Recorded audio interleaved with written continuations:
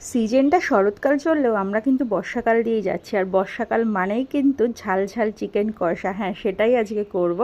বরের আবদার ছিল রাত্রেবেলা চিকেন কষা আর রুটি খাবে, তো সেই কারণে দেখো রীতিমতন চিকেন নিয়েও এসছে। আর আজকে চিকেনটা কিন্তু পুরো কাঁচা লঙ্কার ওপরেই করব, আর একদম কষা কষাই করব। তো দেখো ফাইনালি মশলা টশলা দিয়ে ভালো করে কষিয়ে নিয়েছিলাম।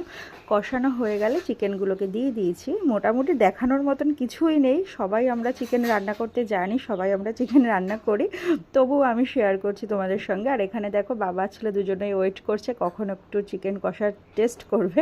আর ফাইনালি আমার চিকেন কষা রেডি। আজকে জানো তো একটুও জল দিইনি, স্রেফ চিকেনের থেকে যে জলটা বেরিয়েছিল সেটাকেই চাপা দিয়ে দিয়ে গ্যাস সিম করে করে রান্না করেছি। আর এখানে গরম গরম ফুলকো ফুলকো রুটিও রেডি। তো ফাইনালি বসে পড়েছি ডিনার করতে। ও মানে দারুণ হয়েছিল জানো না খেতে, গরম গরম রুটি আর তার সঙ্গে ঝাল ঝাল চিকেন কষা। তো ভিডিওটা ভালো লাগলে অবশ্যই